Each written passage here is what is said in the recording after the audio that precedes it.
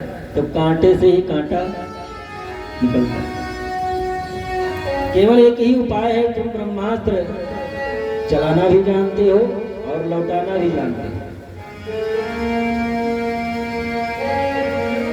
आपके गुरुदेव, इसके पिताजी द्रोणाचार्य जी जानते थे कि हमारा पुत्र नालायक है, इसलिए इसको लौटाना नहीं बताया, लेकिन तुमको चलाना लौटाना दोनों आता है।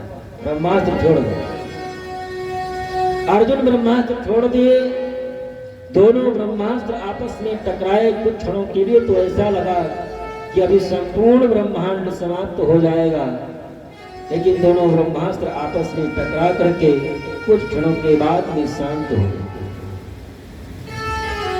अर्जुन रथ से उतर करके दौड़ करके अश्वत्थामा को पकड़ करके बांध करके रस्सी से रथ में पीछे डाल करके द्रौपदी के सामने ला करके छोड़ दी। देवी, अब जो आप आज्ञा करें इसके साथ में क्या करना चाहिए।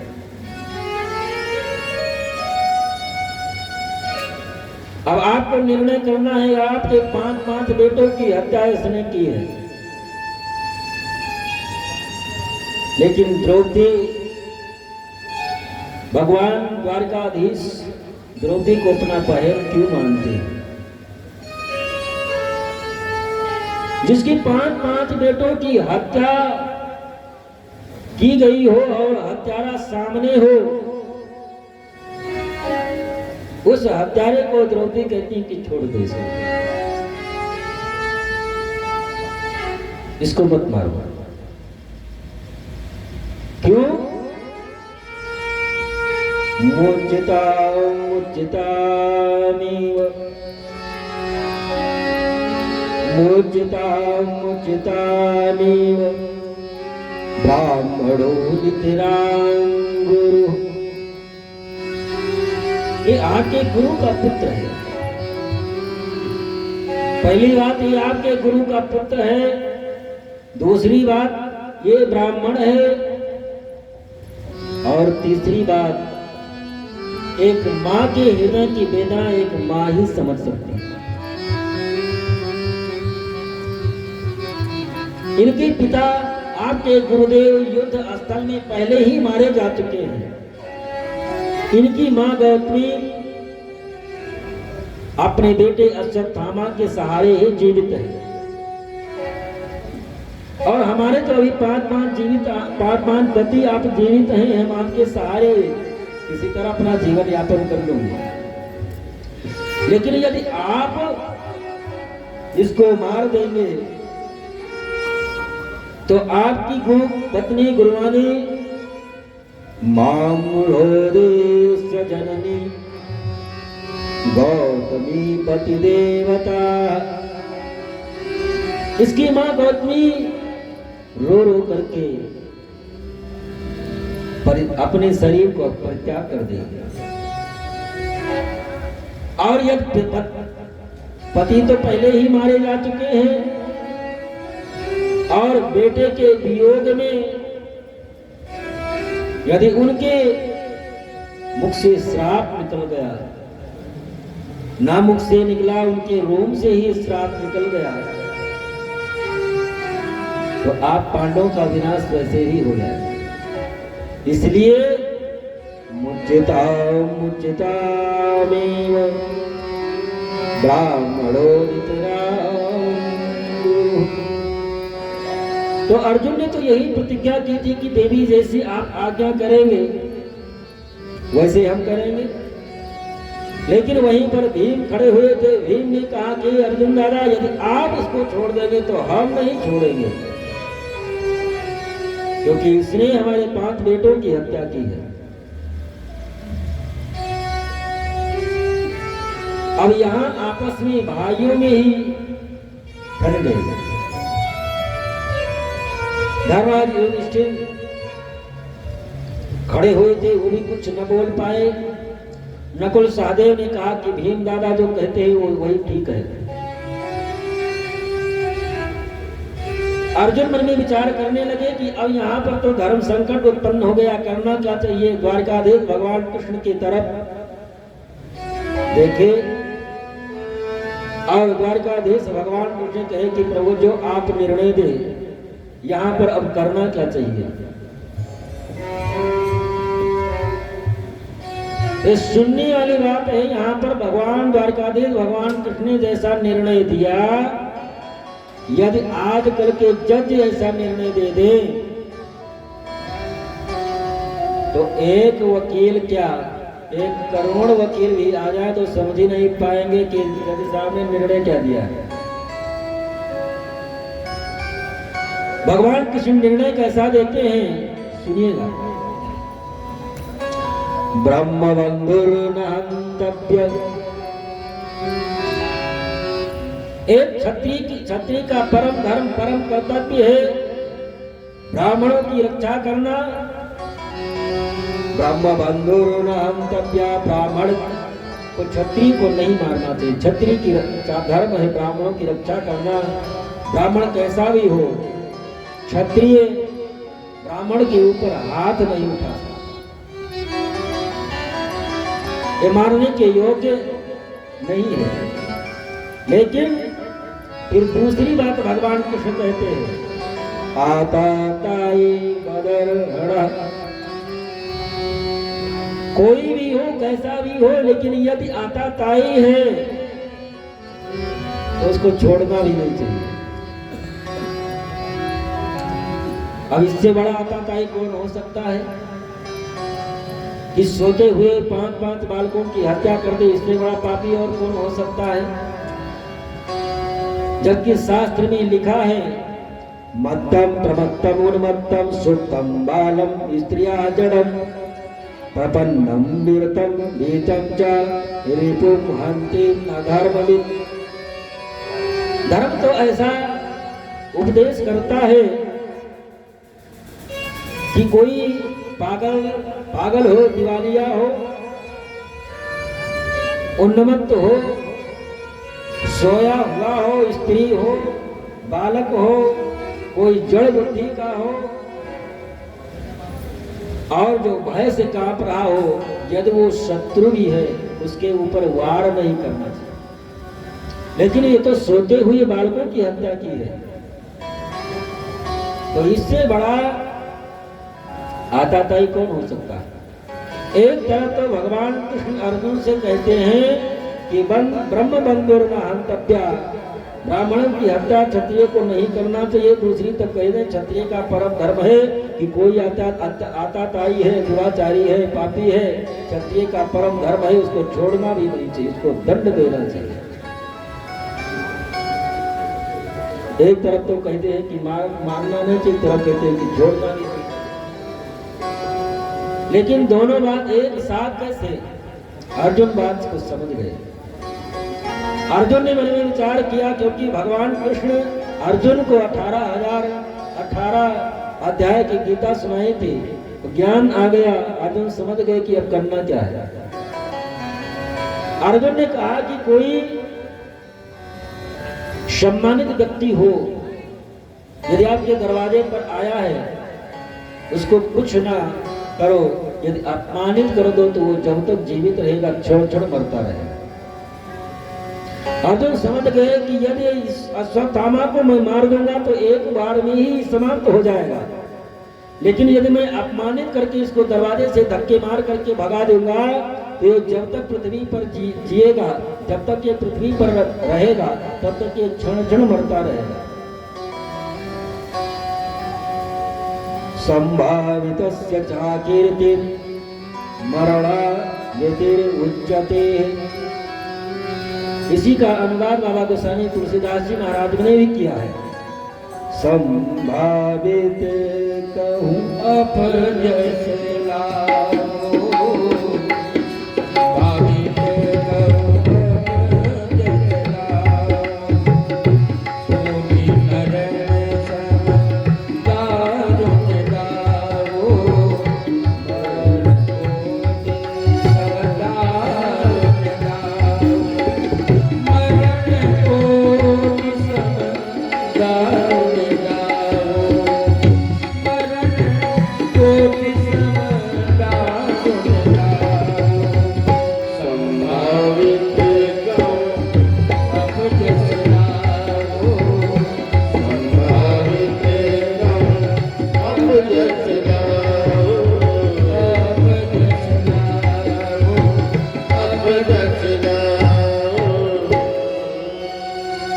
अर्जुन अश्वत्थामा को पटक करके उसके मस्तक पर जो मणि लगी हुई थी मणि को निकाल लिए और अपने दरवाजे से अश्वत्थामा को अपमानित करके धक्के मार करके भगा दिया। अश्वत्थामा ये प्राण की तो रक्षा हो गई, लेकिन जब वह आया तो मन में विचार करने लगा कि अर्जुन यदि मार दिया होता तो कितना अच्छा होता, एक ही बार में हमारी मृत्यु हो गई होती। लेकिन आओ इस धरातल पर मैं जब तक जीवित रहूंगा तब तक क्षण क्षण मरता रहूंगा। जिस तरह से अपमानित आज अर्जुन ने किया है, इस अपमान का बदला मैं जरूर लूंगा। मैं पांडवों के वंश बीज को ही समाप्त कर दूंगा। फिर मन में भी विचार करता है कि अब इसके वंश में बचा ही कौन है। 5 बेटे थे, उनका तो सर मैं पहले ही धड़ से अलग कर चुका हूं। बचा ही कौन है इनके वंश में, इनके वंश को आगे बढ़ाए। फिर मन में विचार किया अश्वत्थामा ने कि हमने ऐसा सुना था कि जिस समय महाभारत का युद्ध चल रहा था अभिमन्यु चक्रव्यूह में फंस करके मारा गया था। उस समय अभिमन्यु की जो पत्नी उत्तरा थी वो गर्भवती थी।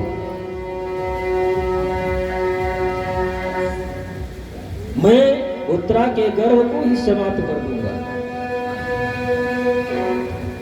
ऐसा अश्वत्थामा ने मन में विचार किया और इधर महाभारत का युद्ध समाप्त हो चुका था। द्वारकाधीश भगवान कृष्ण आज द्वारका चलने के लिए तैयार हो रहे थे।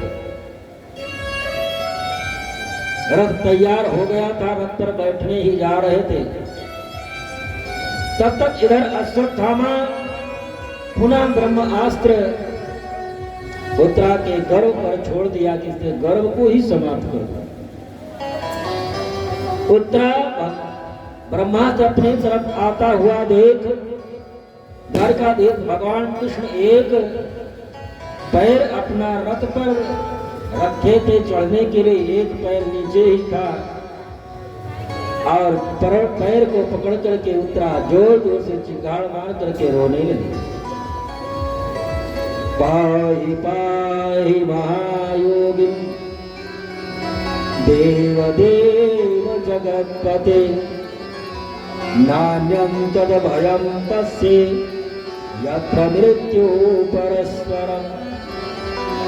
उत्तरा भगवान से प्रार्थना करने लगी, प्रभु हमारे गर्भ की रक्षा आप करें, क्योंकि ये ब्रह्मास्त्र कुछ ही क्षणों में लगता है, गर्भ में पड़ रहे बालक को समाप्त कर देगा।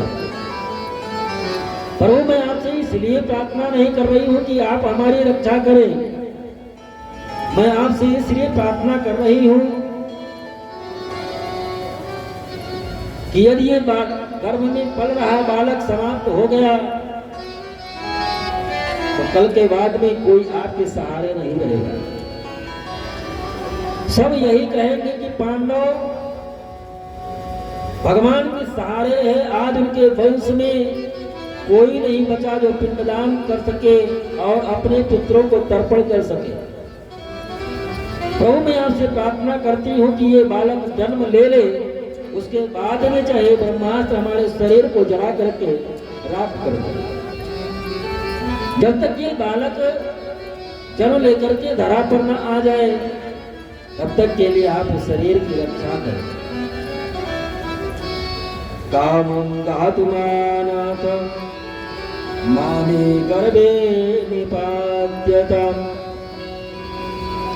उत्तरा भगवान से जब प्रार्थना करती है तो भगवान उत्तरा से कहते हैं, बेटी थोड़ा अपने हृदय में मातृत्व भाव लाओ। और मातृत्व भाव जब उत्तरा लेकर के आती है तो भगवान एक रूप में तो बाहर खड़े हैं और एक में रूप में सूक्ष्म रूप धारण करके भगवान गर्भ में जाकर के गर्भ में पड़ रहे बालक की रक्षा करते हैं। श्री सूची महाराज कहते हैं कि जो सौभाग्य उत्तरा को प्राप्त हुआ है, ये सौभाग्य तीनों लोकों में किसी भी माता को आज तक न प्राप्त हुआ है। और न आगे किसी माता को प्राप्त होगा। जो अपने गर्भ में भक्त और भगवान दोनों को धारण किया। माताएं तो बहुत हुई जो भक्तों को अपने गर्भ में धारण की। माताएं देवकी, कौशल्या, ऐसी तमाम माताएं हुई जो भगवान को भी अपने गर्भ में धारण की। लेकिन भक्त और भगवान दोनों को एक साथ में धारण करने का जो सौभाग्य है वो उत्तरा को ही प्राप्त हुआ। भगवान गर्भ में जाकर के उत्तरा के गर्भ में पल रहे बालक की रक्षा करते हैं। और इधर इस घटना को वहीं पर खड़ी हुई कुंती जी देख रही थी। कुंती आज द्वारकाधीश जाने वाले थे। अभी तक तो कुंती मैया भी भगवान कृष्ण को अपना भतीजा ही मानती आ रही थी। लेकिन आज इस दृश्य को देख करके कि एक रूप में तो बाहर खड़े हैं, एक रूप धारण करके उत्तरा के गर्भ की रक्षा की, आज कुंती मैया भगवान के सामने आकर के हाथ जोड़ करके आज प्रार्थना करने लगी। तथा परमहंसानां मुनीनां मलात्मनां भक्ति योग विधानार्थम कथम पश्येहि स्त्रिया। कुंती मैया आकर के भगवान के सामने हाथ जोड़ करके प्रार्थना कर रही हैं कि आज तक हम आपको अपना भतीजा ही मानते चली आई। मैं तो यही जानती थी कि हमारे वसुदेव भैया का ये नन्हा सा छोटा सा छोरा है जो थोड़े से माखन के लिए रूठ जाता था। कौवा रोटी छीन करके लेकर के जाए उसके पीछे ये दौड़ता था। ग्वाल वालों के मक्खन को छीन करके खाता था। थोड़े थोड़े दही और मक्खन के लिए गोपियों के गोबर भी उठाया करता था। लेकिन आपको वास्तविक रूप में तथा परमहंसानां, बड़े बड़े परमहंस जब आपको नहीं समझ सकते, लाखों करोड़ों वर्ष कठिन तपस्या करने वाले ऋषि मुनि आपको नहीं समझ सकते, जो हजारों जन्म लेकर के कठिन तपस्या करने वाले जो ऋषि महर्षि हैं वो नहीं समझ सकते। तथा परमहंसानां मुनीनां मलात्मनां, और जो भक्ति हजारों वर्ष भक्ति करने वाले, योग करने वाले, वो आपको नहीं समझ सकते। तो कथम पश्ये स्त्रिया, मैं तो एक साधारण सी स्त्री हूँ, मैं तो एक साधारण सी ग्वाला की बेटी हूँ, मैं आपको कैसे समझ पाऊंगी। आपको तो वही समझ सकता है जिसको आप जनाना चाहें। कृष्णाय वासुदेवाय देवकी नंदनाय च नंद गोप कुमाराय गोविंदाय नमो नमः। कुंती मैया जब भगवान से प्रार्थना करती है तो भगवान भी कहते हैं कि बुआ जी, यदि आज आप हमको भगवान मान बैठी हैं तो मैं भगवान हूं। आज जो तुम मांगोगी हम देने के लिए तैयार हैं, जो आप मांगेंगे हम देंगे। कुंती मैया ने कहा कि आप देंगे? हाँ जरूर देंगे, जो आप मांगे। लेकिन जैसा वरदान कुंती मैया ने मांगा है भगवान से, ऐसा वरदान तीनों लोगों में कभी किसी ने मांगा ही नहीं, ना मांग सकता है, ना कभी कोई मांगेगा। क्योंकि कोई भी दो पैसे की अगरबत्ती भी जलाता है वो यही कहता है, धन संपत्ति घर आवे कष्ट मिटे मेरा। पिलपिला अमरूद भी भगवान को चढ़ाने वाला वो तीनों लोगों की संपत्ति ही भगवान से मांगता है। लेकिन कुंती मैया भगवान से मांगती क्या है? विपदा संतु ना शाश्वत तत्र तत्र जगत गुरु। प्रभु यदि आप हमको देना ही चाहते हैं तो आप हमको विपत्ति पर विपत्ति देते रहे। भगवान से विपत्ति कौन मांगेगा? लेकिन कुंती मैया भगवान से विपत्ति मांगती हैं। भगवान आंखों में आंसू भर करके कुंती मैया से पूछते हैं, बुआ आप पागल तो नहीं हो गई? जब से जन्म ली तब से आप आज तक केवल दुख ही भोग रही हैं। जन्म आपका कहीं हुआ, जन्म आपका मथुरा में हुआ। छोटी सी अवस्था में ही कुंती भोज आपको गोद लेकर के चले गए। पालन पोषण आपका कहीं पर हुआ। बचपन में ही माता पिता छूट गए। विवाह भी हुआ तो ऐसे व्यक्ति के साथ में जो हुआ वो पांड का रोगी, और उसको ऐसा श्राप कि पत्नी का संग करे तो मृत्यु हो जाए। माता पिता का सुख नहीं मिला। बचपन में माता पिता का सुख नहीं मिला। विवाह हुआ, पति का सुख नहीं मिला। बेटे भी हुए, वो तो महर्षि दुर्वासा की सेवा आपने की थी, आशीर्वाद दे गए थे कि जिस देव को आप चाहेंगे वो आपके सामने आ जाएंगे।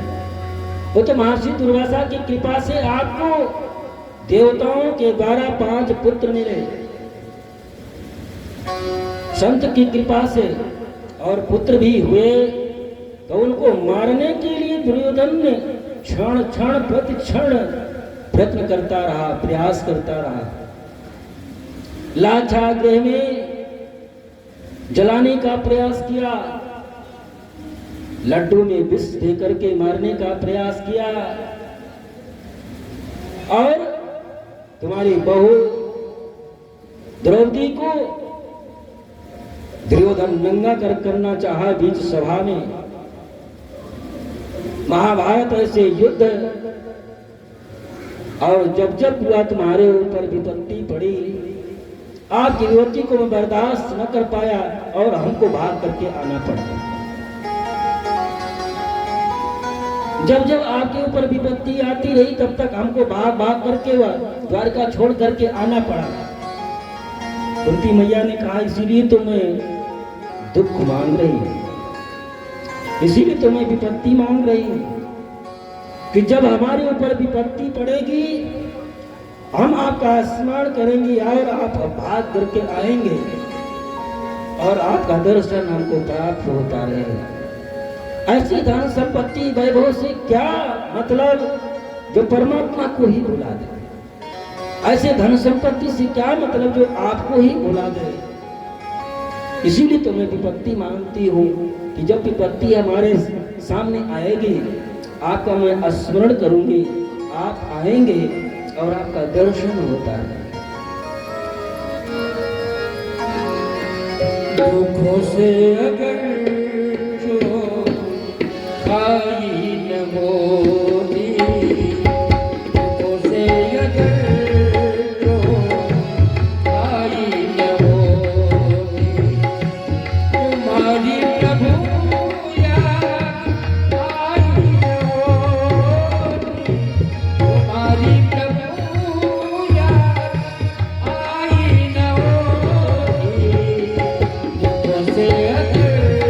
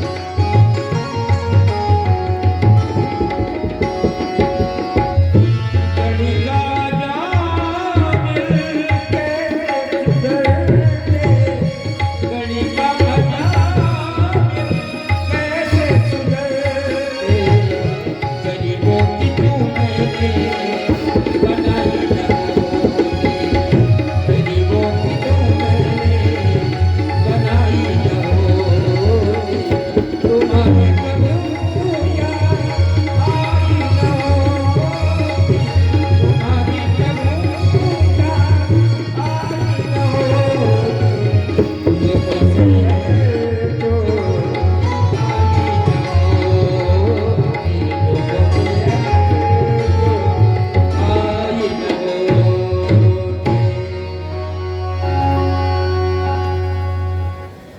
द्वारकाधीश भगवान कृष्ण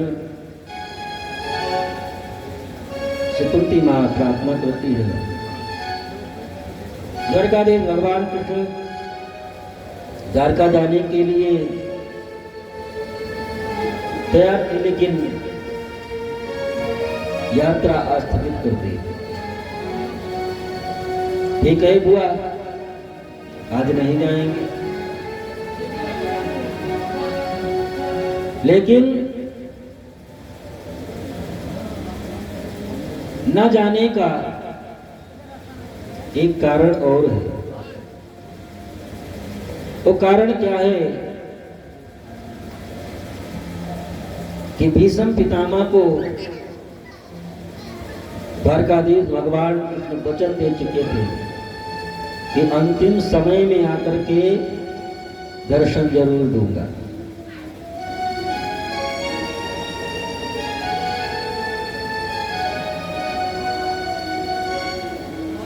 उस समय की घटना है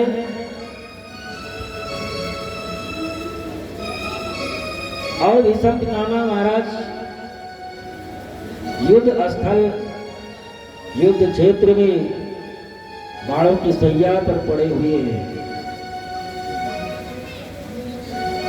53 दिन व्यतीत हो चुके हैं। एक वचन कर दिए थे भीष्म पितामह को, उस समय की घटना है जब महाभारत का युद्ध प्रारंभ हुआ। 2 दिन के महाभारत के युद्ध में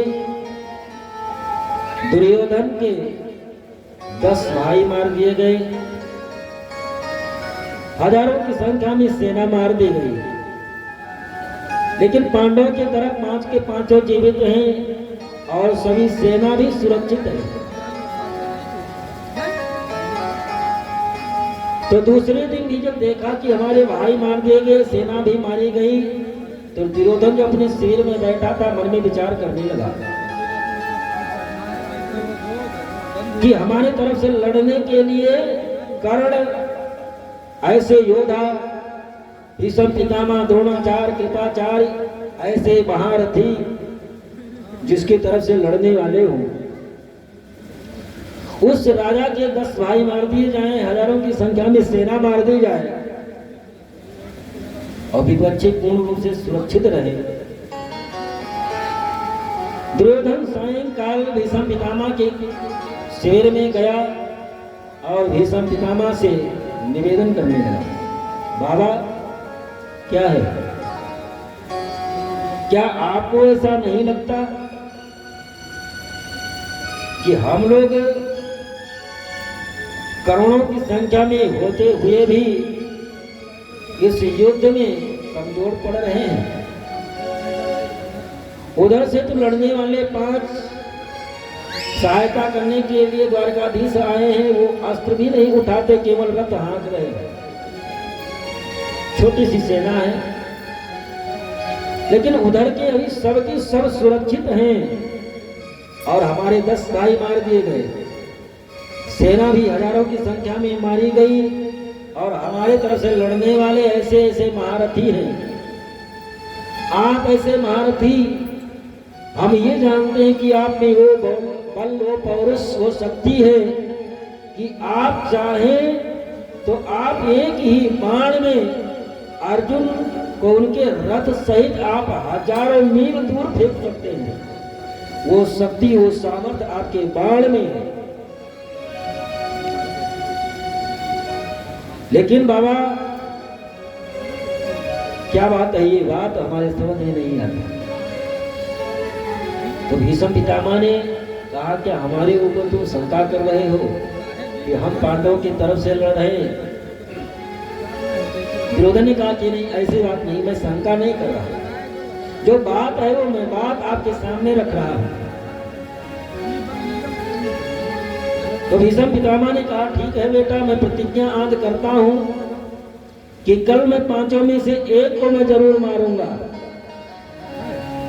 और हमको ये विश्वास है कि जब एक को मैं मार दूंगा तो जो चार बचेंगे वो एक के वियोग में चार वैसे ही मर जाएंगे, क्योंकि पांचों भाइयों में इतना प्रेम है कि एक के बिना दूसरा जीवित नहीं रह पाएगा।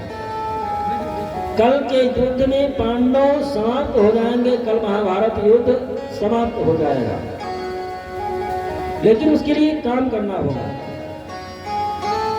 आज की ब्रह्म मुहूर्त में, सुबह ब्रह्म मुहूर्त में अपनी पत्नी भानुमति को भेज देना हमारे पास, मैं उसको सौभाग्यवती होने का आशीर्वाद दे दूंगा, और यदि मैं तुम्हारी पत्नी को सौभाग्यवती होने का आशीर्वाद दे दिया तो तीनों लोगों में कोई नहीं ऐसा है जो तुमको मार सके।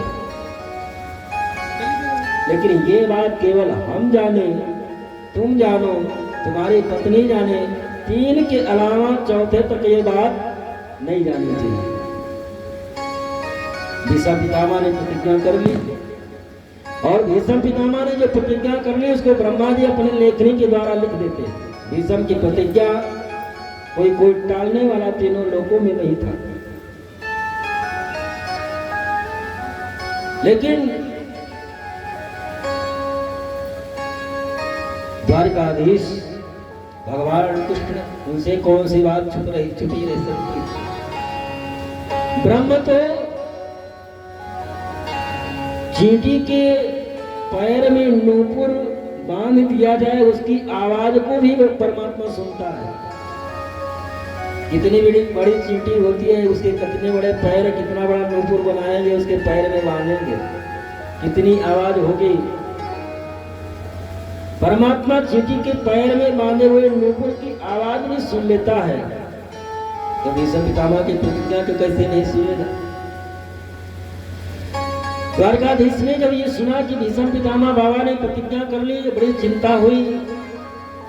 रात्रि में अर्जुन के पास में आए, अर्जुन सो रहे थे, अर्जुन को जगाए। अर्जुन उठ करके बैठे। अर्जुन द्वारकाधीश से कहने लगे, प्रभु अब तो रात्रि में कम से कम सोने दो, पूरा दिन तो युद्ध किए हैं। द्वारकाधीश ने कहा कि अर्जुन, भीष्म पितामह ने प्रतिज्ञा कर ली है, बाबा ने प्रतिज्ञा की है, कल तुम पांचों में से एक को मारेंगे और चारों के वियोग में मर जाएंगे, कल महाभारत का युद्ध समाप्त हो जाएगा। ऐसा सुनकर के अर्जुन मुस्कुराने लगे। द्वारकाधीश भगवान कृष्ण ने कहा कि अर्जुन, भीष्म पितामह की प्रतिज्ञा तुमको पता है? अर्जुन ने कहा बिल्कुल पता है, बाबा ने जो प्रतिज्ञा कर ली उसको टालने वाला तीनों लोगों में कोई नहीं है।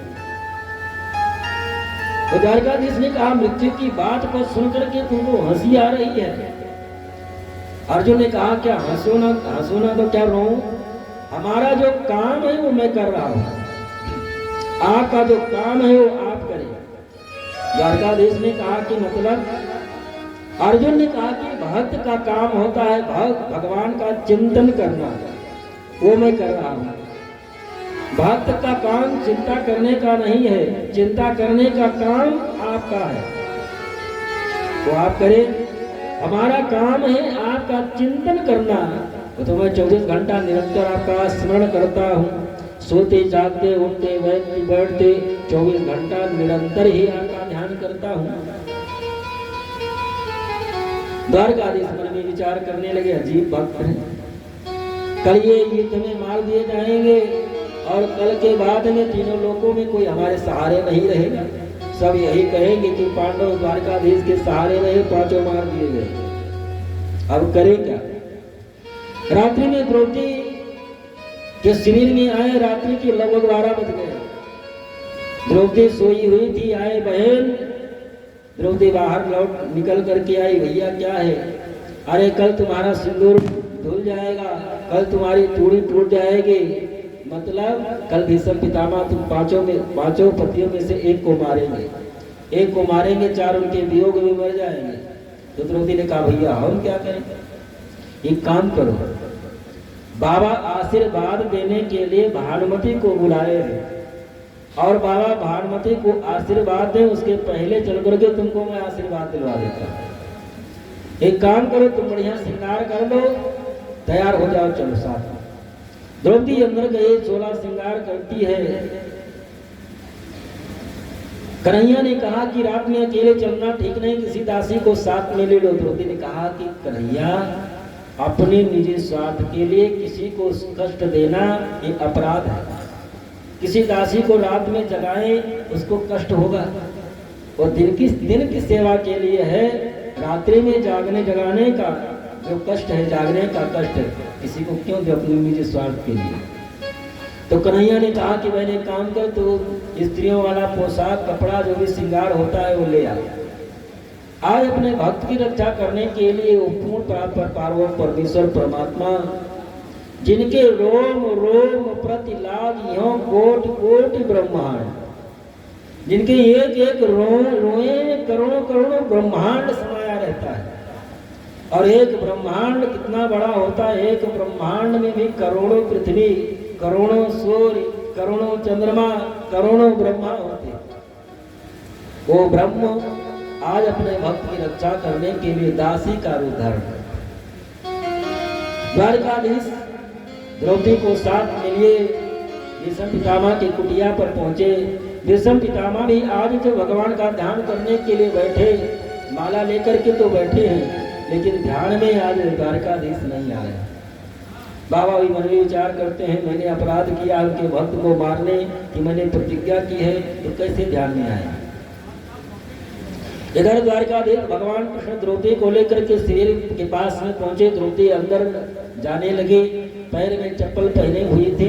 द्वारकाधीश ने कहा, बहन बाबा इस समय पूजा में बैठे होंगे, चप्पल पहन करके अंदर मत जा। द्रौपदी जब वापस होने लगी, कन्हैया ने कहा कि बहन शुभ कार्य के लिए यदि आगे कदम बढ़ाया जाए, पीछे नहीं लौटना चाहिए, तो चप्पल को वहीं उतार दे।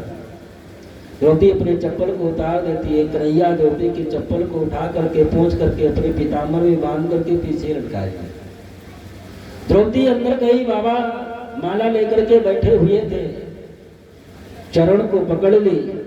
बाबा मन में विचार करने लगे, भानुमति को मैं ब्रह्म मुहूर्त में बुलाया था, लेकिन ये तो आधा घंटा पहले ही आ गया। आशीर्वाद देना ही है, क्या आधा घंटा पहले, क्या आधा घंटा के बाद।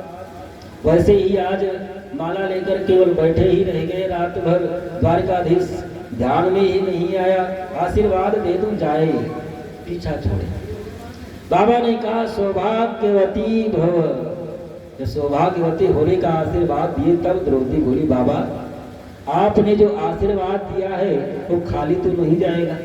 अब बाबा के हाथ से माला छूट गई।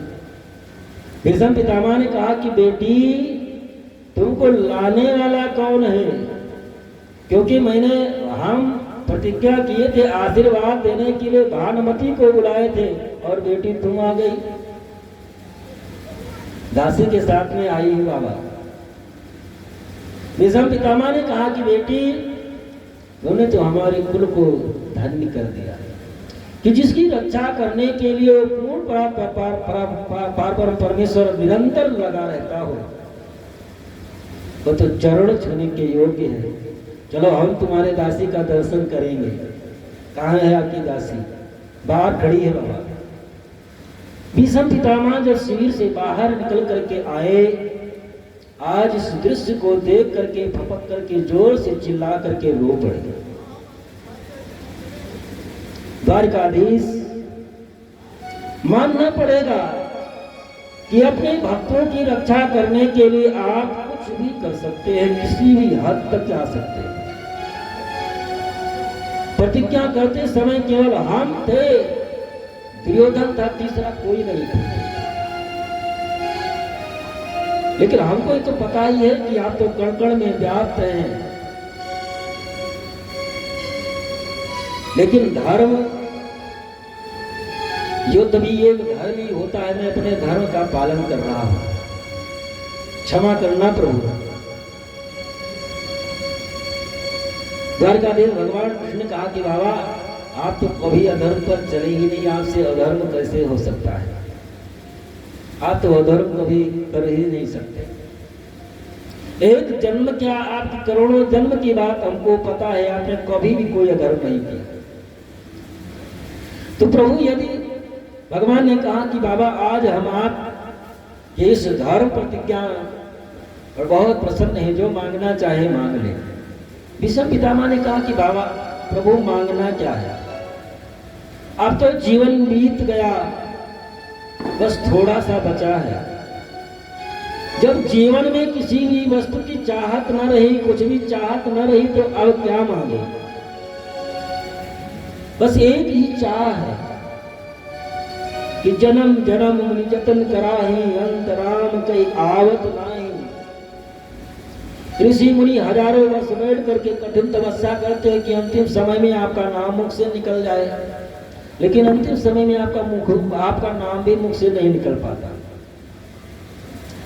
फिर वो ऋषि मुनि फिर जन्म लेते हैं, फिर तपस्या करते हैं। जन्म जन्म मुनि जतन कराही, अनेकों जन्म लेते हैं, केवल इसलिए तपस्या, कठिन तपस्या करते हैं कि अंतिम समय में आपका नाम मुख से निकल जाए, लेकिन आपका नाम भी मुख से अंतिम समय में नहीं निकल पाता। लेकिन जो आपसे मांगने में जा रहा हूं है तो दुर्लभ, लेकिन आप कहे हैं इसलिए मैं आपसे मांग रहा हूं। प्रभु एक काम करना, बस जीवन में कुछ चाहत रही नहीं, कुछ दिन का जीवन बचा है। अंतिम समय जब आए तो अंतिम समय में आकर के दर्शन दे देना बस, और कुछ चाहत अब बची ही नहीं है। इतना तो इतना तो करना सभी लोग आराम से प्रार्थना करें। से निकले गोविंद नाम लेकर, तब प्राण तन से निकले।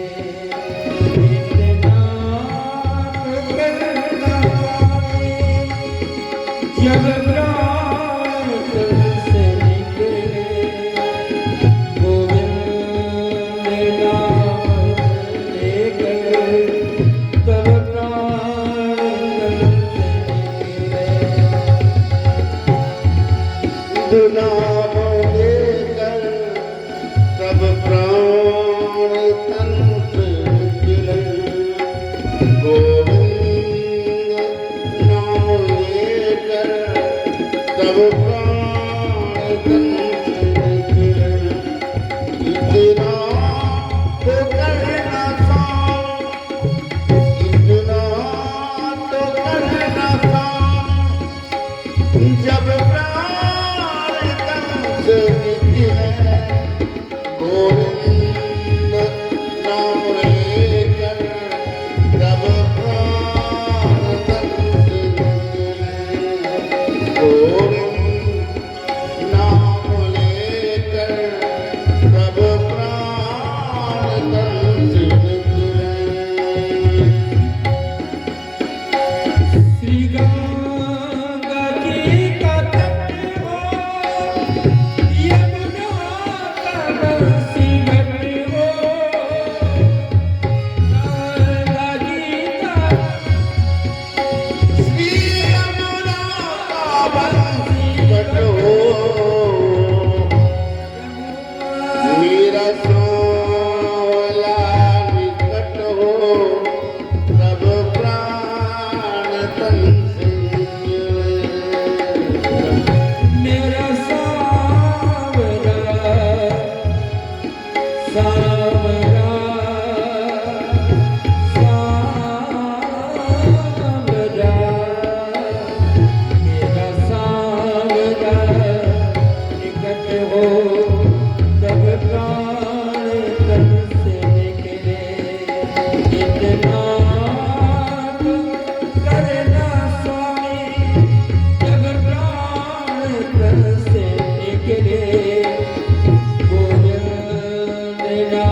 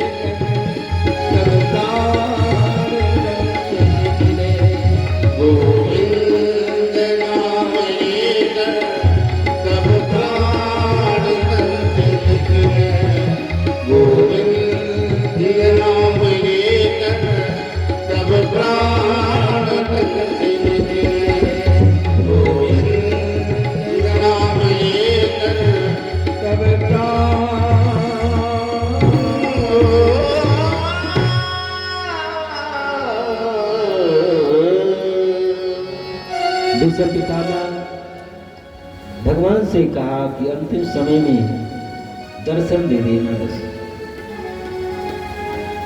भगवान वचन दे चुके थे और भगवान द्वारकाधीश आज द्वारिका जब जा रहे थे, याद आई बाबा की मैंने वचन दिया था हम तो द्वारिका जा रहे हैं। 53 दिन तो वैसे ही बीत गए, उनको बाणों की सैया पर पड़े हुए हैं। पैर में एक छोटा सा कांटा चुभ जाए कितनी वेदना होती है। और बाबा भीष्म पितामह के पूरे शरीर में बाण लगा हुआ है, उसी की सैया पर हमारे प्रतीक्षा कर रही है। आज 53 दिन व्यतीत हो गए, द्वारकाधीश रुक गए। और सायंकाल के समय में कन्हैया शयन कक्ष में अपने आराम कर रहे थे, रोने की आवाज आई, उठ करके बैठे, ध्यान धर के देखने लगे कि रोने की आवाज। ध्यान दिए तो देख आवाज, ये तो भैया धर्मराज युधिष्ठिर के कमरे की तरफ से आ रही है। ये रात में क्यों रो रहे हैं? कन्हैया मन में विचार करने लगे कि यदि मैं इनको समझाऊं तो हमारी बात इनके समझ में आएगी नहीं, क्योंकि अभी भी द्वारकाधीश हमको छोटा सा कन्हैया ही मानते हैं। क्योंकि उपदेश देने वाले के प्रति जब तक श्रद्धा नहीं होगी तो बोलने वाला चाहे गुरु बृहस्पति हो, उसकी बात हृदय में उतरेगी नहीं। द्वारकाधीश मन में विचार करने लगे कि ये तो अभी छोटा सा बालक ही हमको मानते, कितना भी उपदेश हो ये सब बात हमारी समझेंगे नहीं, तो क्यों ना कल बाबा भीष्म पितामह के पास में चलूं, बोलूंगा तो मैं ही, लेकिन बाबा के माध्यम से इनको उपदेश बाड़ी हमारी होगी, लेकिन बोलेंगे बाबा भीष्म पितामह, तभी इनका मोह शांत होगा। धर्मराज युधिष्ठिर के पास में कन्हैया आए, दादाजी रात में रोना धोना कैसे? द्वारकाधीश से धर्मराज युधिष्ठिर कहने लगे कि ये इतना बड़ा महाभारत का युद्ध, ये स्वर्ण सिंहासन, ये स्वर्ण महल के लिए ही हुआ, जिसमें लाखों की संख्या में बहु बेटी माताएं विधवा हो गई, लाखों की संख्या में बच्चे अनाथ हो गए।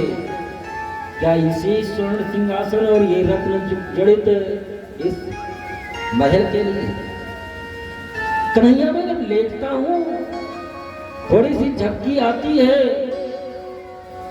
तो ये हमारा जो हाथ है ये खूनों से लथपथ दिखाई पड़ता है, या हमको उन बच्चों की चीख हमारे कान में सुनाई पड़ती है, जो लाखों बच्चे अनाथ हो गए, उनकी चीख हमारे कान में आती है। कन्हैया मैं कैसे सो सकता हूं? उन लाखों बहु बेटियों की चीख और रुदन वो आवाज हमारे कान में आती है,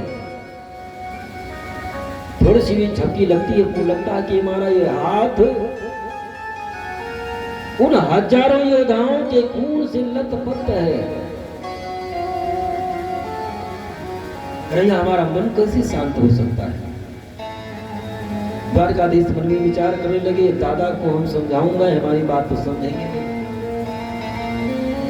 सुबह हुई, धर्मराज युधिष्ठिर अर्जुन नकुल सहदेव द्रौपदी सट को लेकर के बाबा भीष्म पितामह के समीप में लेकर के गए, जहां पर बाणों की सैया पर पड़े हुए थे। आज 54 दिन व्यतीत हो गया।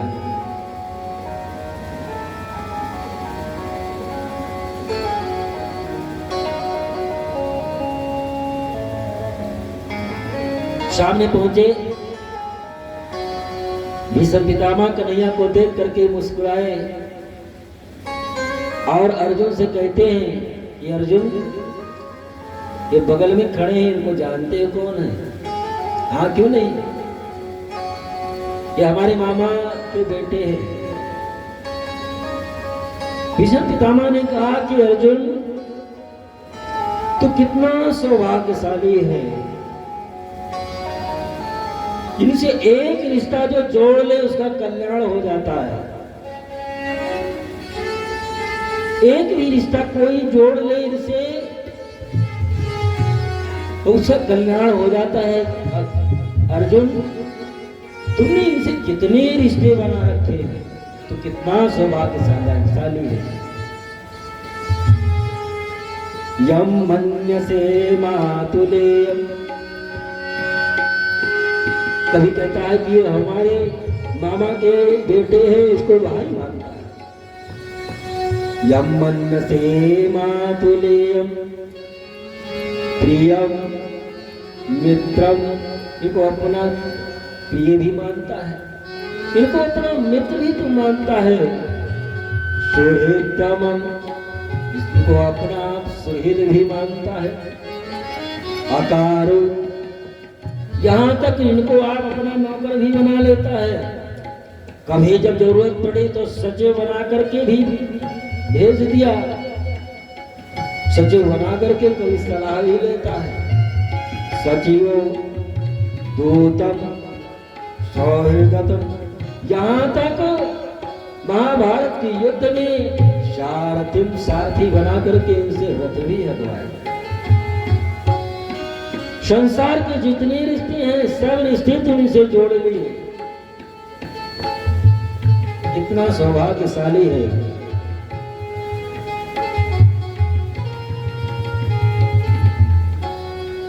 द्वारकाधीश की तरफ देख करके भीष्म पितामह गोविंद द्वारिकावासी,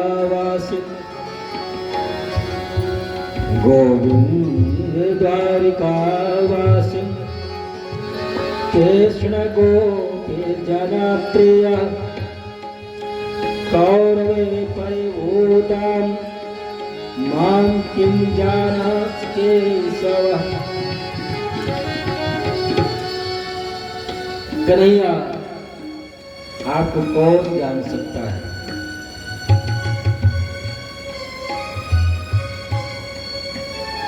लेकिन कन्हैया, आप हमको बहुत प्रतीक्षा कराए। 54 दिन व्यतीत हो गए ना, बाणों की सैया पर पड़े हुए। आप ही प्रतीक्षा करिए कब तक? सदेव देवो भगवान प्रतीक्षता। जैसे आपने 54 दिन तक प्रतीक्षा कराई, बाणों की सैया पर पड़ा हूं, वैसे आप ही प्रतीक्षा करिए। कहीं कन्हैया ने इशारा में पूछा, कब तक बाबा? कलेवरम यावद्यतम हिनोम्यहम्, जब तक मैं इस अपने शरीर को छोड़ूंगा। तो कन्हैया मन में विचार करने लगे, बाबा को तो इच्छा मृत्यु का वरदान प्राप्त है। ये दर्शन करते करते इनकी इच्छा हो जाए, हजारों वर्ष तक ऐसे पड़े रह जाएंगे, क्योंकि इच्छा मृत्यु का वरदान प्राप्त है। जब ये चाहेंगे तभी इनकी मृत्यु होगी। ऐसा सुन करके कन्हैया ने थोड़ा अपने सर को झुका लिया, थोड़ा उदास हो गए। तो भीष्म पितामह ने कहा, कन्हैया, इस तरह से ये आपका मुरझाया हुआ चेहरा अच्छा नहीं लगता। तो प्रसन्न हासम रुणलोचनो लसन मुखाम्बुजो ध्यान पतश्चतुर्भुजा। आपका जो वो स्वरूप है, जो बाल बाल गोपियों के साथ में लीला करते हुए प्रसन्न मुद्रा में रहते थे, वो प्रसन्न मुद्रा, वही प्रसन्न मुद्रा का दर्शन हमको करना है। भगवान प्रसन्न मुद्रा में खड़े हैं और भीष्म पितामह जी से निवेदन करते हैं कि अब आपका तो अंतिम समय है, और आपके वंश आगे वृद्धि करने वाले धर्मराज युधिष्ठिर और राजगद्दी संभालेंगे, इनका क्या कर्तव्य बनता है वो आप इनको समझाने की कृपा करें। बहुत बड़ा उपदेश दिए हैं भीष्म पितामह। पूरा उपदेश कहा जाए तो 5-6 दिन तक इन्हीं की उपदेश ही चलता रहे। बहुत सुंदर उपदेश दिया। दान धर्मान राजधर्मान मोक्ष धर्मान विभागसाः स्त्री धर्मान भगवत धर्मान समासद्या सयोगताः। भीष्म पितामह कहते हैं कि एक राजा का परम धर्म होता है, परम कर्तव्य होता है कि जिस प्रकार से एक पिता अपने बालक का हर प्रकार से संपोषण करता है, अपने बालक का पालन पोषण करता है, एक राजा का कर्तव्य बनता है कि संपूर्ण प्रजा का पालन वो अपने पुत्र के समान ही करे। और अब गृहस्थ धर्म का भी पालन आपको करना है। तो गृहस्थ धर्म कैसे चलाना चाहिए ये भी पूर्ण रूप से समझाते हैं, उपदेश देते हैं। राज का धर्म क्या है वो भी समझाते हैं। पूर्ण उपदेश देने के बाद में भीष्म पितामह द्वारकाधीश भगवान कृष्ण का दर्शन करते करते जो सौभाग्य आज भीष्म पितामह को प्राप्त हुआ है, शायद तीनों लोगों में कभी भी आज तक किसी को प्राप्त ही नहीं हुआ होगा। भगवान का दर्शन भी कर रहे हैं, भगवान की वाणी कानों से सुन रहे हैं, आँख से भगवान का दर्शन कर रहे हैं, हाथ से भगवान का स्पर्श कर रहे हैं। और इस प्रकार से देखते देखते भीष्म पितामह भगवान भीष्म पितामह के शरीर से प्राणों की ज्योति निकली और आकाश मंडल में भ्रमण करती हुई आई और भगवान के चरणों में समाहित हो गई, जिसको सायुज्य मुक्ति कहते हैं, भगवान में ही समाहित हो गए। बोले भीष्म पितामह महाराज की, बोले द्वारिकाधीश भगवान की जय। इस प्रकार से भीष्म पितामह का उद्धार हुआ और द्वारिकाधीश अब द्वारिका चलने के लिए तैयार हुए। पांडवों से कुंती मैया सबसे विदा लेते हैं, द्वारिका गए। और इधर जो उत्तरा के गर्भ में जो बालक पल रहा था उसका जन्म होता है। जब जन्म हुआ तो ब्राह्मणों को बुलाए, दान किए। धर्मराज युधिष्ठिर और नामकरण संस्कार आया का समय आया। ब्राह्मणों से कहे कि ये जो बालक है कि आगे चल करके इसका भविष्य कैसा होगा, आप हमको बताने की कृपा करें। ब्राह्मणों ने कहा कि पात प्रजारिता साक्षात् इच्छा एव मानवाः ब्राह्मण सत्य संधश्च रामो दशरथेर यथा। ये जो बालक होगा ये अपने बाबा अर्जुन के समान धनुर्वीर होगा, महाराज इच्छाकों के समान ये संपूर्ण पृथ्वी का साम्राज्य चलाने वाला इच्छाकों के समान ही राजा होगा और ब्राह्मणों की सेवा करने वाला होगा और सत्य का पालन करने वाला होगा। महाराज हरिश्चंद्र के समान सत्यवादी होगा और भगवान राम के तरह ये अपने पिता की आज्ञा का पालन करने वाला होगा। लेकिन एक बात है, इसकी जो मृत्यु होगी सर्पदंश से होगी। ऐसा सुनकर के धर्मराज युधिष्ठिर का चेहरा थोड़ा लटक गया। कहने लगे कि जब इतना धर्मात्मा होगा तो इसकी मृत्यु सर्पदंश से क्यों होगी?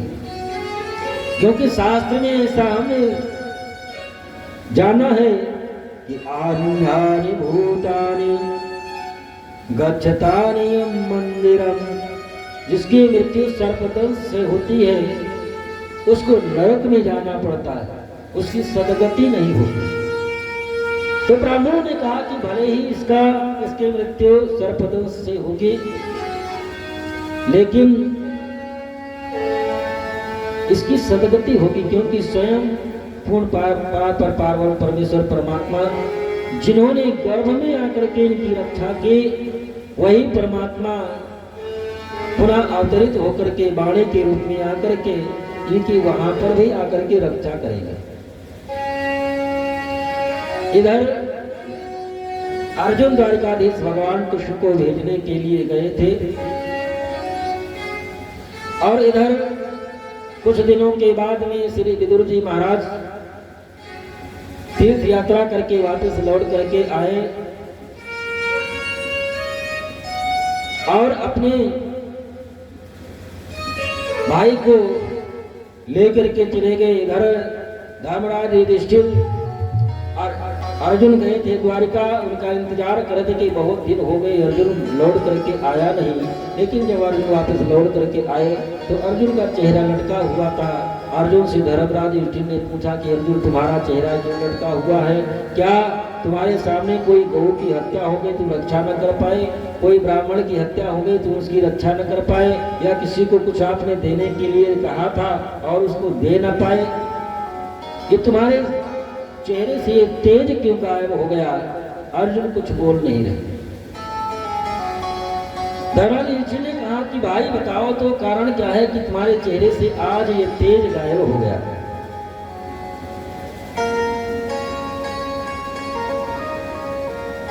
अर्जुन आंखों में आंसू भर करके धर्मराज युधिष्ठिर से कहने लगे, वंचितो हम महाराज हरिणा बंधुरूपिणः येन मातृहितो तेजो देव विस्मापनं महत्। अर्जुन ने कहा कि भैया हमारे जीवन के आधार हमारी रक्षा करने वाले द्वारिकाधीश अपनी लीला का स्मरण करके अब द्वारिका छोड़ करके स्वधाम को चले गए। अर्जुन ने कहा कि हमको अब आज ये विश्वास हो गया कि हमारे धनुष्मान में वो शक्ति वो सामर्थ्य थी कि भगवान शिव को भी मैंने संतुष्ट कर दिया था। हमारे धनुष्मान में वो ताकत थी कि महाभारत से युद्ध में को हम जीत लिए। लेकिन आज हमको ये लग रहा है कि हमें जो शक्ति वो सामर्थ्य थी वो सब कन्हैया की ही थी। क्योंकि आज जब मैं द्वारका से उनकी पत्नियों को लेकर के आ रहा था तो कुल भीलों ने एक कुल भील आकर के हमको पराजित करके और द्वारकाधीश की पत्नियों का हरण करके लेकर के चला गया। पुरुष बलि नहीं होता है समय होत बलवान, वीरन लोटी गोपिका वही अर्जुन वही बाण। वही अर्जुन मैं हूँ, वही हमारा ये बाण भी था, लेकिन कौरवियों का हम कुछ बिगाड़ नहीं पाए। कुंती माँ ऐसा सुनती है और सुनते ही जिस प्रकार से चक्रवर्ती सम्राट महाराज दशरथ ने जब ये सुना था कि राम 14 वर्ष के लिए वनवास चले गए, अब वापस लौट करके नहीं आएंगे, अपने प्राणों का परित्याग तिनके के समान कर दिए थे, उसी प्रकार कुंती भी ये सुनती है कि द्वारिकाधीश उस धरातल पर नहीं रहे तो अपने शरीर का परित्याग करती है। धर्मराज युधिष्ठिर जो बालक उत्तरा का बेटा था परीक्षित, इसका राज तिलक करते हैं और नकुल सहदेव शरीर त्याग करके स्वधाम जाते हैं। अर्जुन भीम शरीर का परित्याग करके जाते हैं, लेकिन धर्मराज युधिष्ठिर तो ये शरीर अपने धाम को गए, क्योंकि ये तो यमराज महाराज ही थे, श्राप के कारण इनको उस धरातल पर आना पड़ा था। और आज ये बड़ी लंबी कथा है, श्राप आज इनका पूर्ण हुआ और ऐसा शरीर अपने धाम को चले। और इधर राजा परीक्षित हुए, इनका साम्राज्य सूर्य उदय से लेकर के सूर्य अस्त तक है। एक दिन मन में विचार किए कि इतना बड़ा साम्राज्य है, चल करके देखो, घूमते घूमते जंगल में निकले, जंगल में देखते क्या है एक जगह पर कि एक काला काला लंबा सा पुरुष एक बैल को मार रहा है। पास में गौ माता खड़ी हुई है, उनकी आंखों से आंसू गिर रहा है और उस धर्म रूपी बैल के 4 पैर टूट गए हैं, एक पैर के बल पर खड़ा।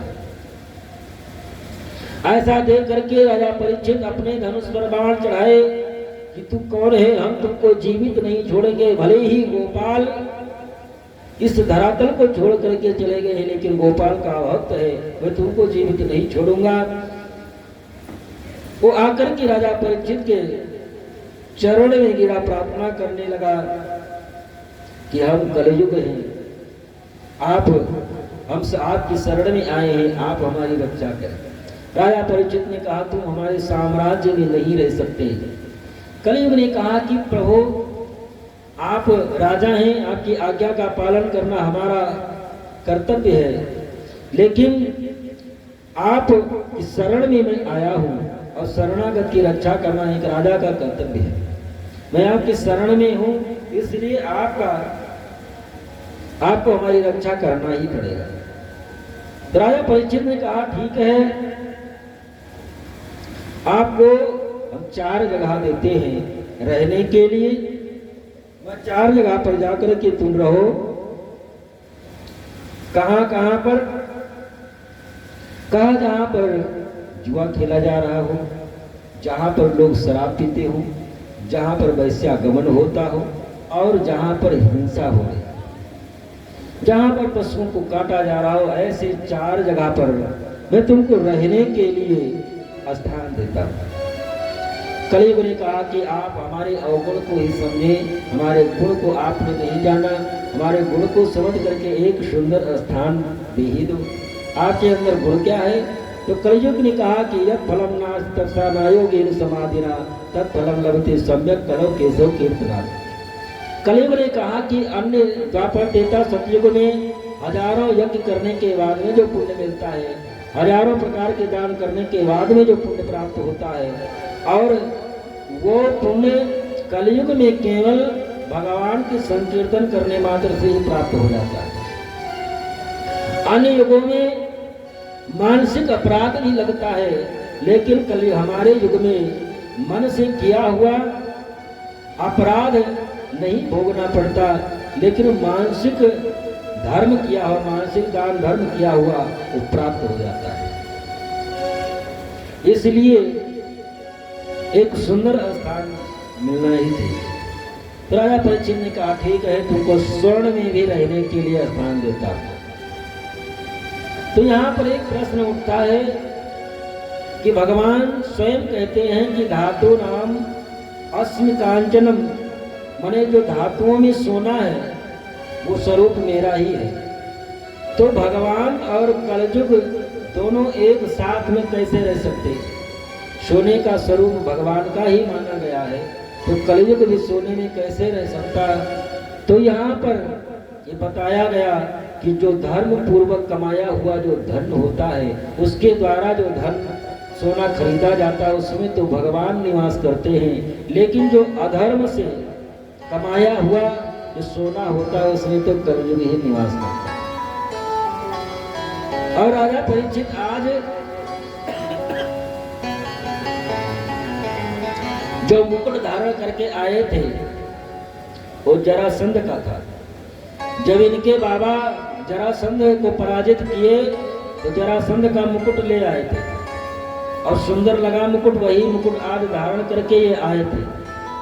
कलयुग को मौका मिल गया, मुकुट पर सोने का था, आकर के विराजमान हो गया।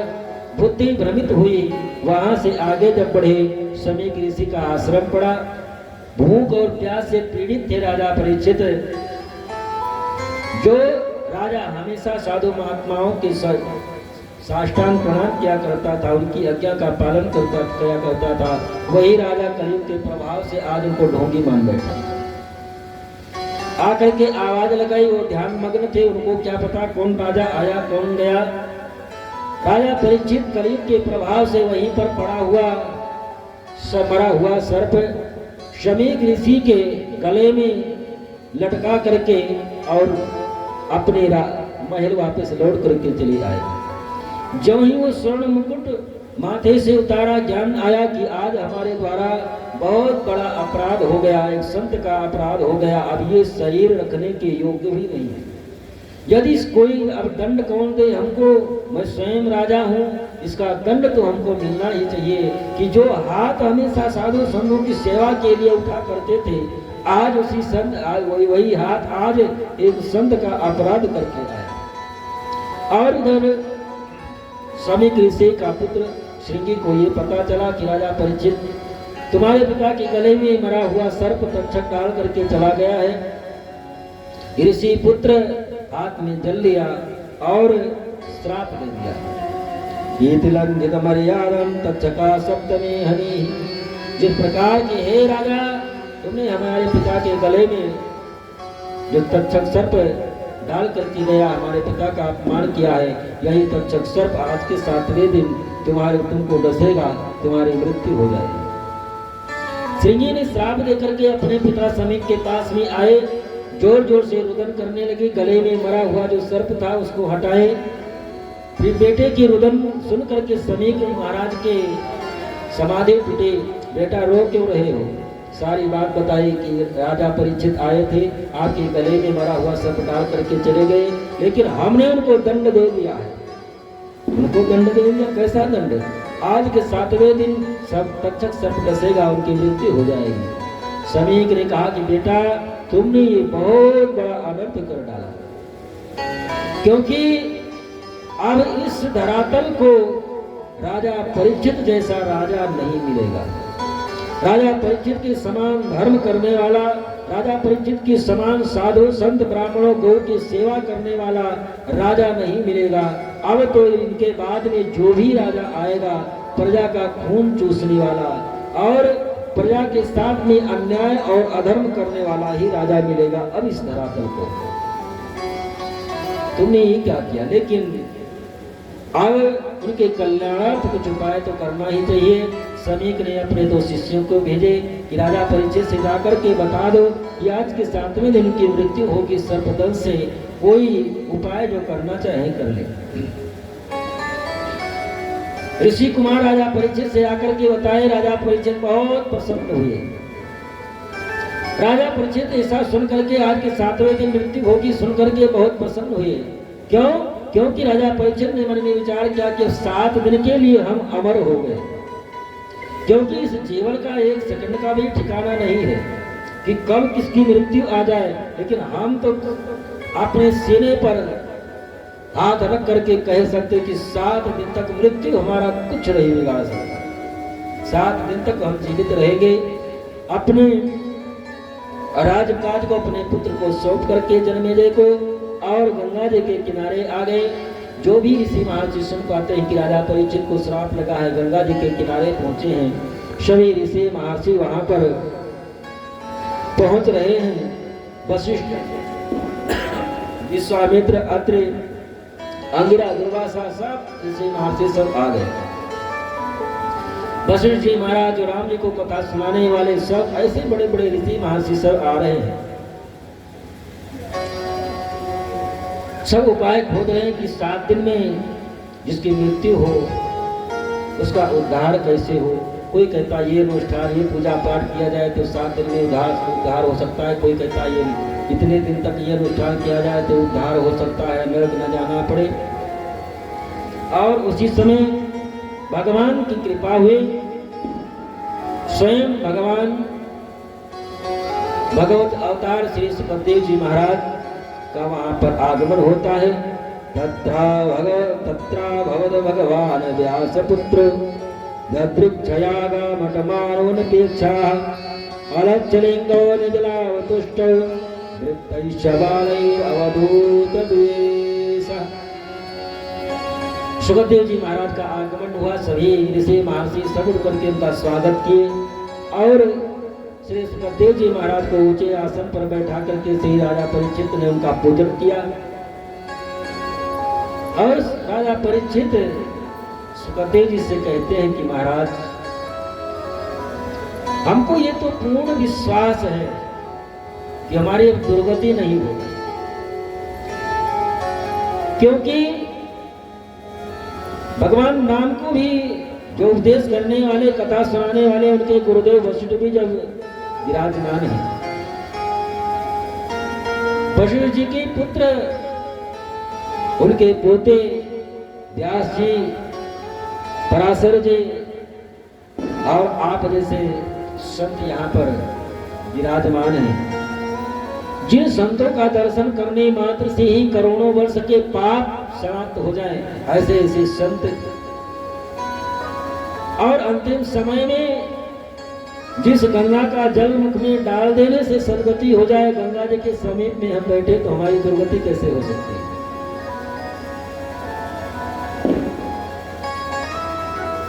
लेकिन हमारी तो सदगति हो जाएगी यार, लेकिन अब कलयुग आ गया है, अब कलयुग का साम्राज्य होगा। आने वाले जीवों का कल्याण कैसे हो? 7 दिन में मरने वालों का उद्धार कैसे हो?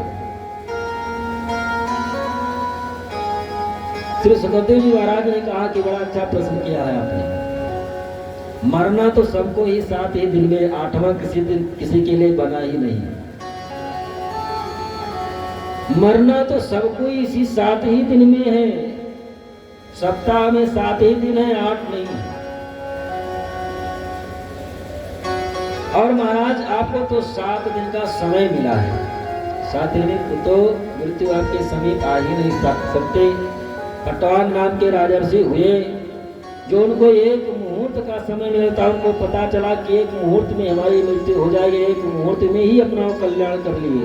आपको तो 7 दिन का समय मिला है। श्री सुखदेव जी से राजा परीक्षित प्रश्न करते हैं और समय भी हो गया है, तो इनकी प्रश्नों का उत्तर श्री सुखदेव जी महाराज कल से वर्णन करेंगे। आइए एक छोटी सी भजन, इसके बाद में आरती प्रसाद, और समय वही रहेगा 6 से 10। कल की कथा सुनाने वाला